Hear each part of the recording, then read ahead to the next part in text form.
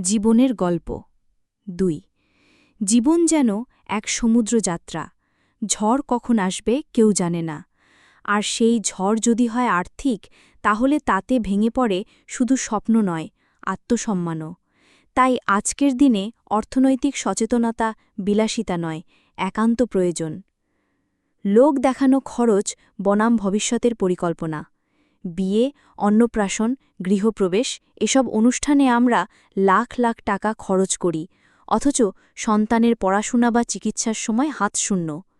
ভারতের ৭০% শহুরের মধ্যবিত্ত পরিবার জরুরি মুহূর্তে ৫০,০০০ টাকাও জোগাড় করতে পারে না, কারণ সঞ্চয় নেই। একবার ভাবুন, একদিনের জন্মদিনে দামি গিফট না পেলে সন্তানের মন খারাপ হতে পারে, কিন্তু ভবিষ্যতে পড়াশোনার সুযোগ না পেলে তা জীবনভর যন্ত্রণা দেবে।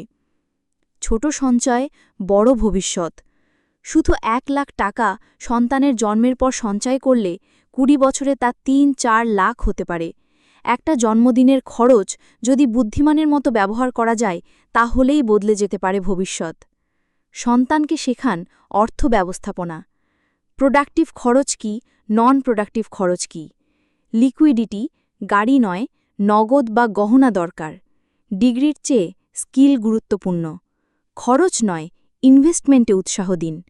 সীমিত খরচ, সীমিত স্বপ্ন, শান্তির পথ। বড় বাড়ি বা জাঁকজমকপূর্ণ বিয়ের চেয়ে ছোট বাড়ি আর নিরাপদ সঞ্চয় অনেক মূল্যবান। বিকল্প আয় তৈরি করুন। সরকারি চাকরি ছাড়া অন্য আয়ের রাস্তা তৈরি করুন। পুরো পরিবার ছোট ছোট ইনকাম করলে একটা টিম ওয়ার্ক তৈরি হয়, তাতেই ভবিষ্যৎ হয় নির্ভরযোগ্য।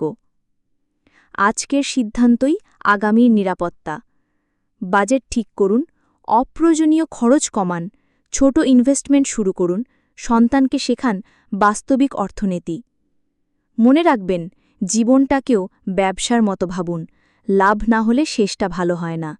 আজকের ছোট সঞ্চয়ই হতে পারে আগামীর বড় রক্ষা কবচ। সঞ্চয় করুন, নিরাপদ থাকুন, স্বাধীন জীবন গড়ুন।